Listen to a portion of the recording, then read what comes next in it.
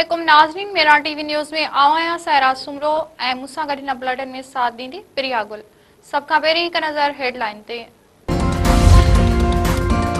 सदर आसिफ अली ज़रदारी चयो आहे त हर मुल्क खे हिक ॿिए जी ख़ुदमुख्तियारी जो एहतराम करणु घुरिजे, जंगियुनि न पर अमन लाइ सोचणो पवंदो।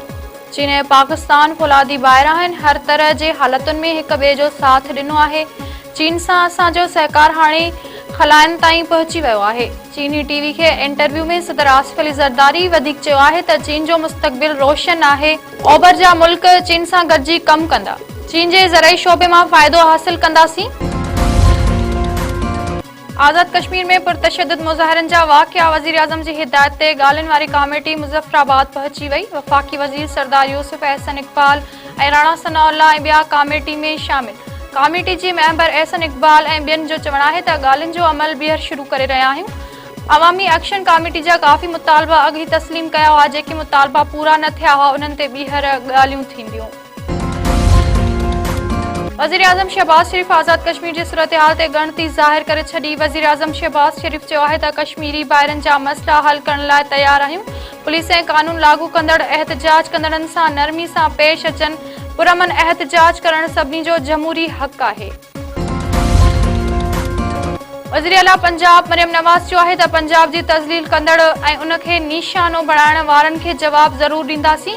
पंजाब जी ॻाल्हि उतां जे वज़ीर आला न कंदी त केरु कंदो। पंहिंजे माण्हुनि जी इज़त ऐं नफ़्स जी ॻाल्हि कई आहे, जंहिं ते कॾहिं बि माफ़ी न वठंदुसि। लाहौर में तक़रीब खे ख़िताब कंदे मरियम नवाज़ चयो आहे त ॿोॾि अचण ते हू चवनि था त ॿियनि खां मदद घुरणु शुरू कयो, पर पंजाब वटि पंहिंजा वसीला आहिनि। पंहिंजे वसीलनि मां लखें ॿोॾि मुतासिरनि खे ॿीहर पंहिंजनि घरनि में आबाद कंदासीं। कॾहिं बि पंहिंजे माण्हुनि खे कशकोल खणण जो न चवंदुसि। नून लीग जे अॻवान राणा सनाउल्लाह बि तकरारी कैनाल जी हिमायत करे छॾी। राणा सनाउल्लाह चयो आहे त मरियम नवाज़ मुंहिंजो पाणी मुंहिंजी मर्ज़ी चयो त मथसि तनक़ीद कई वई। मरियम नवाज़ पंजाब जे हिसे जे पाणी जी ॻाल्हि कई आहे, कंहिं ॿिए सूबे जे पाणी ते का बि दावा नाहे कई। कैनाल ठाहियूं था, उनजो असांखे आइनी हक़ हासिल आहे।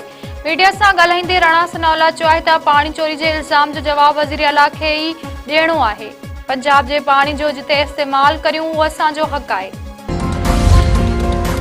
कश्मीर जे कचे में पुराणे तकरार तां 2 ॼणा क़तल। कचे में शहर ऐं कोश बिरादरी जे बिंदुरनि में जहिड़ो कुर्बान उर्फ करबू कोश थॾे ते मारिजी वियो। गोली लॻण सबबि सखी कोश अस्पताल में दम ॾिनो। 2 ॼणनि जे मारिजण बैदि दुरियूं मोर्चा बंदि थी वयूं।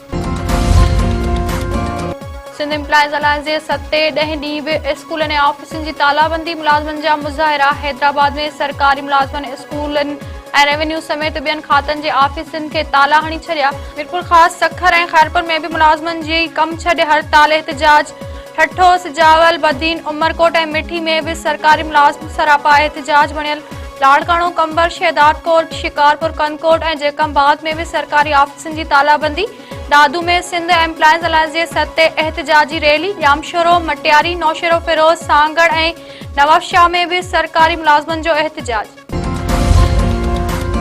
खैरपुर वेझो घर जी भिति किरण सबबि नौजवान दबजी फौत। कोठ कादर बख्श जलबाणी में नौजवान गदा हुसैन जलबाणी भिति किरण सबबि दबजी ज़ख़्मी थी पियो। ज़ख़्मी नौजवान सिविल अस्पताल खैरपुर में दम ॾिनो। फौती नौजवान जो लाश घर पहुचण ते कोहराम मची वियो।